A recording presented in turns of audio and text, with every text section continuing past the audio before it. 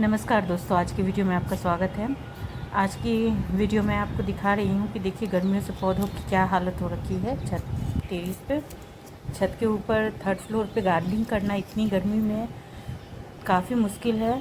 सोचिए खुद का ही धूप में एक बार दोपहर को अगर एक बार भी आप धूप में चले जाते हैं तो सोचिए अपनी क्या हालत हो जाती है। तो इतने टाइम तक दोपहर का धूप, जब 5-6 घंटे का कड़क धूप पौधों के लिए बर्दाश्त करना कितना मुश्किल है। उसकी पत्तियां कितनी कोमल होती है। तो इसके लिए आपको जब भी अगर टेरेस पे गार्डनिंग कर रहे हैं अगर आप, तो कम से कम मई और जून के समय में आपको कुछ चीज़ों का ध्यान रखना पड़ेगा, तभी आप अपने पौधे की सही केयर कर पाएंगे। जैसे कि देखिए मैंने अपने प्लांट को किस तरह से अरेंज किया है। सबसे पहले तो उसकी अरेंजमेंट इस तरह से करिए कि एक पौधे को दूसरे पौधे का सहारा मिल पाए, एक पौधे को दूसरे पौधे की छाया मिल पाए। जैसे देखिए इस कॉर्नर से मेरे यहाँ धूप आती है, तो इस कॉर्नर में उस जगह पे पूरब पड़ता है तो धूप आती है। तो ये करीब 12 बजे तक मेरे सारे पौधों को एक दूसरे पौधे की छाया मिलती रहती है। जो नीचे के लेवल में जो पौधे हैं उनको तो 12 बजे तक, जब तक सर पे धूप नहीं पहुंचती है तब तक, उतनी देर तक तो उसे धूप से बचाया जा सकता है। तो सबसे पहले इस तरह से पौधे को अरेंज करें आप कि उसे जितना हो सके धूप से आप बचा पाएँ। दूसरा सॉल्यूशन तो ग्रीन नेट लगाने का है, वो भी मैं अभी लगाने वाली हूँ। पौधे को अरेंज कर रही हूँ। मेरे पहले वाले ग्रीन नेट कुछ फट गए हैं तो मुझे नया लेकर आना है। पहले पौधों को अरेंज कर दिया है ताकि एक तरफ से मैं ग्रीन नेट लगा दूँ। इस तरह से देखिए, जैसे ये पौधा मेरा टमाटर का पौधा मेरे लिए बहुत यूज़फुल नहीं है, क्योंकि इतनी तेज़ धूप में अब इसमें जो भी फूल आ रहे हैं वो रुक नहीं रहे हैं। पर मैंने सिर्फ इसे इसलिए रखा हुआ है ताकि ये दूसरे पौधे को छाया दे पाए, जो भी इसके आसपास पौधे हैं उसे वो छाया दे पाए। तो और हर बड़े पौधे के आसपास मैंने छोटे पौधों को रखा है ताकि एक तो उन दोनों को एक दूसरे का सपोर्ट मिले, दूसरी नंबर चीज़ है कि उसे छाया मिले। और इस तरह से मैंने जितने भी मेरे सूखे हुए पत्तियां हैं, डाल हैं, उससे मैंने अपने मिट्टी को मल्चिंग कर दिया है। आप भी सबसे पहले जड़ों को मल्चिंग करने की कोशिश करें, मल्चिंग करें। और इस तरह देखिए, जैसे गुलाब के पौधे को इस समय 3rd फ्लोर पे सरवाइव करना काफ़ी मुश्किल है, तो मैंने इस तरह से सभी को छाया में, दूसरे पॉट की छाया में, किसी पौधे की छाया में मैंने कर दिया है। काफ़ी जो छोटे गमले थे उसे मैंने सेमी शेड एरिया में शिफ्ट कर दिया है, और जो बड़े गमले हैं मेरे उसे शिफ्ट करने में, ऊपर नीचे बार बार करने में काफ़ी परेशानी हो रही है।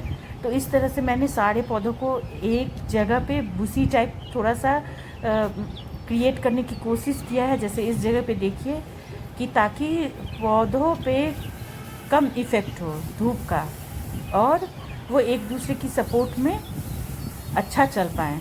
तो यहाँ देखिए कितना ये बुशी हो रखा है। मैंने इसे इस लेवल से पूरी तरह स्ट्रेट मैंने नहीं चढ़ाया है जाल पे या किसी भी जगह पे, ताकि इसे सपोर्ट मिलता रहे। इस जगह पे भी मैंने, इस वाले अपने बॉक्स में भी मैंने कुछ बड़े पौधे लगाए हुए हैं ताकि नीचे छोटे पौधे को सपोर्ट मिल पाए। तो कुछ इस तरह का आप करेंगे तभी अपने पौधे की केयर कर पाएंगे। अभी अचानक से 15 दिनों से 10 दिनों से इतनी तेज़ धूप होने लगी है कि देखिए ऐसे पत्तियां झुलस जा रही है। दूसरी नंबर चीज़, आप कोशिश कीजिए कि जैसे साग भाजी टाइप जो भी सब्जियां हैं, देखिए किस तरह से ये हो गया है पौधा मेरा।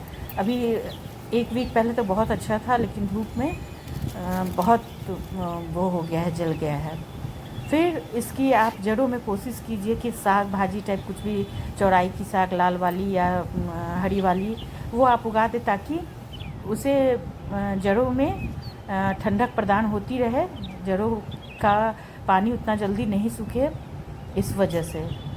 तो इस समय बहुत ही, बस ये अगर 2 महीना निकाल लिया हमने तो समझिए कि साल भर फिर पौधों की केयर हम आसानी से कर पाएंगे। ये 2 महीना थोड़ा सा इनकी ज़्यादा केयर करने की ज़रूरत है।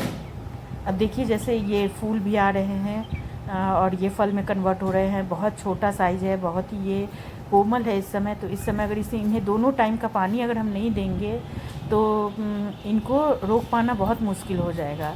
अगर एक टाइम भी अगर हम पानी मिस कर जाते हैं तो आप समझिए कि दूसरे टाइम तक आप पौधे को बचा नहीं पाएंगे अपने, वो पूरी तरह सूख जाएगा। इतनी ज़्यादा मेहनत करने के बाद भी पौधों की बहुत ज़्यादा बुरी हालत हो रखी है। तो इस समय टेरेस पे first floor, second floor, third floor पे, मेरा तो टेरेस थर्ड फ्लोर पे मैं गार्डनिंग करती हूँ, तो काफ़ी मुश्किल है इस समय पौधों की केयर करना। इस तरह से देखिए मैंने कैसे इसे, एलोवेरा का पौधा है, ये तो बिल्कुल ही धूप नहीं बर्दाश्त कर पाता है, तो इसे मैंने बिल्कुल अंदर ऐसे छिपा के रखा है। ये शिमला मिर्च का पौधा है, इसे भी इसमें करीब 1 बजे, 12:30 बजे के बाद से इन पौधों को धूप लगती है, जब सर पे बिल्कुल धूप आता है तो, और फिर शाम के समय में थोड़ी सी लगती है। ये देखिए इन सबको जैसे मैंने छिपा के रखा हो धूप से, उस तरह से रखा है, तब थोड़ी सी फ्रूटिंग हो रही है।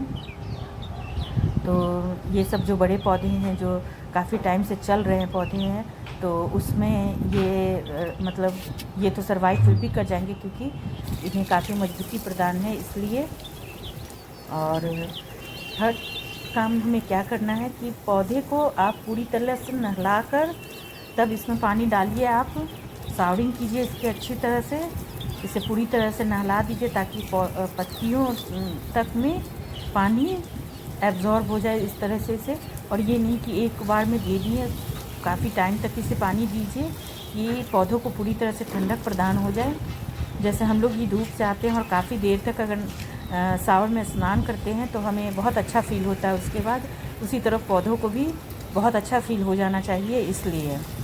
और एक चीज़ का और ध्यान दीजिए आप सावरिंग करते समय कि सुबह के टाइम ज़्यादातर नहीं कीजिए। इससे क्या होता है, पौधे को पॉलिनेट करने में, पॉलिनेशन होने में दिक्कत होती है, वो धुल जाता है। पॉलिनेशन अगर कीड़ों से हो भी गया है या मेल फ्लावर पे जो भी वो है स्टिंग है, वो धुल जाता है पौधों से, तो उस टाइम में आप इस पे सावरिंग करने से थोड़ा सा बचिए।